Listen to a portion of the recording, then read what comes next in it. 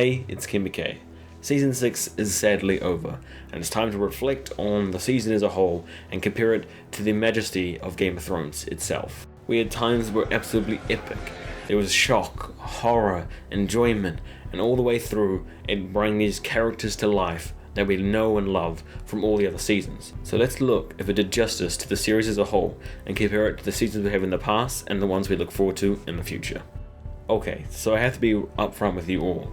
This was probably not the best season we've ever got. I would say it's probably the second to worst or the worst season out of Game of Thrones. Now that still means it's really good compared to other TV shows, but in Game of Thrones context, they really let us down on this one. Now we had episode 10, which was the best cinematography we've ever had in any episode we've ever got on the show.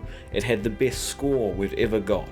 The plot lines were amazing, and it put us out in the season with this brilliant look into the endgame, which let us off at a really good note. Now when we look back to season 1, they made that season so incredible by accident. When they had finished filming in season 1, they realized they had too little amount of footage to be able to fill in the kind of space they needed to make a solid TV show, so they needed to have extra scenes to extend the season through every episode. So they had to go back and with no budget at all, do some really quick, cheap scenes with just characters talking out the plot between them. That's where we got the exposition and a whole bunch of really great dialogue scenes between characters. It's funny now that we look back at it, because that is what made the show so incredible.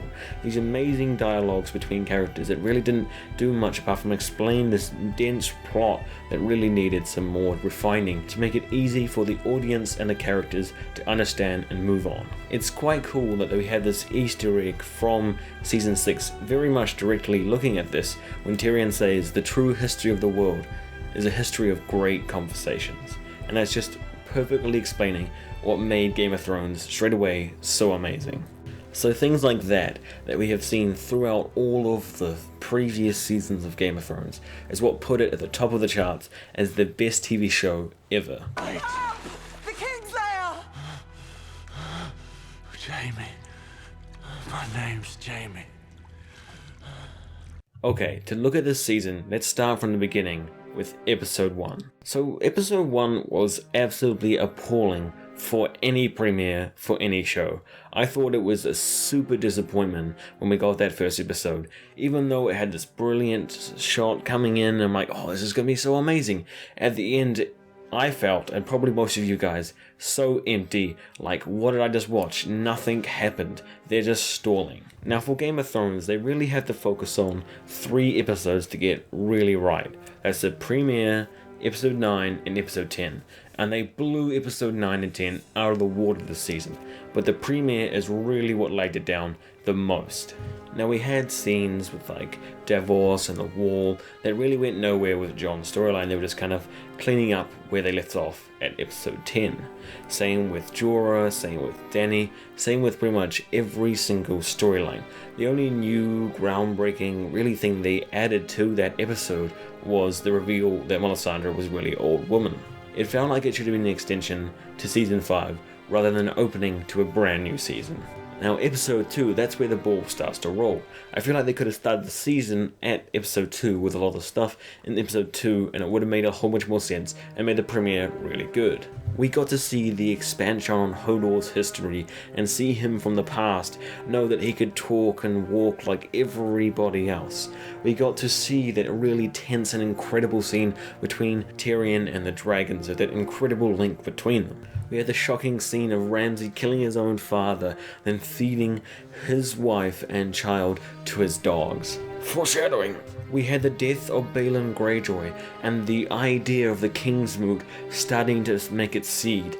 And of course, we got Jon Snow back. That's exactly how everything should have started for this season. Now this sounds like I'm coming with a negative spin on it, but this season was incredible. Look at this amazing stuff we've been getting all throughout it. We had some brilliant stuff with Jon Snow returning. We had Daenerys making all the Dothraki bow down to her in this incredible way. We had Hold the Door. Come on, it was so incredible. But what was the shortfall of this season even though they had so many brilliant plot points to work with that could have made it so much better than everything we've ever got before. The setup was too long, with episode 1 being a shortfall, and episodes 6, 7 and 8 having closed loop storylines like the Hound, and with Arya not really having a very intense plot line. It was kind of really closed loop. She kind of gained a few skills and got a bit more better at doing what she did, but it really didn't hold the importance it had, and the plot potential was crushed. But all this was laying on foundations. Game of Thrones only has 10 episodes in each season, which is quite short and compact, so they can make brilliant, awesome payoffs happen almost every episode, maybe miss 1 or 2 throughout the entire season, and they really didn't do that. The flow of the whole season didn't work out well. It wasn't this brilliant wave or this really nice smooth line. It was kind of like this starting off bad with a few juts as it slowly slide forwards to the epic collapse at the end. Now, all of the stuff I've said is great and well and amazing because I'm brilliant, but what was my personal enjoyment of this season? And I must say, the experience and the payoff of this entire season was magnificent. The way that it worked out with the season not being the best it could possibly be in the beginning, but laying on those foundations over and over and over again, made it so when they paid it off with episode 9 and episode 10, it left it to be the most amazing thing I've ever seen on Game of Thrones. It made me feel so happy to get brilliant, top-notch quality content that we hadn't seen throughout some of the other episodes, and made it match and surpass seasons 1, season 2, season 4, some brilliant stuff. And that, my friends, was season 6 of Game of Thrones.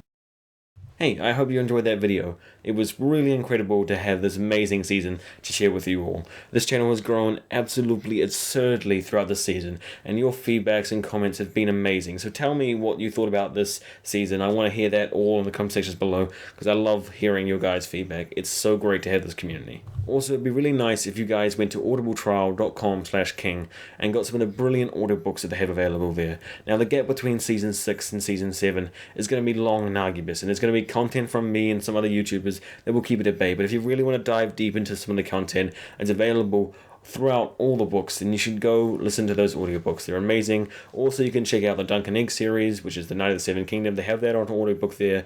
It's really good. It's like a spin-off series of Game of Thrones.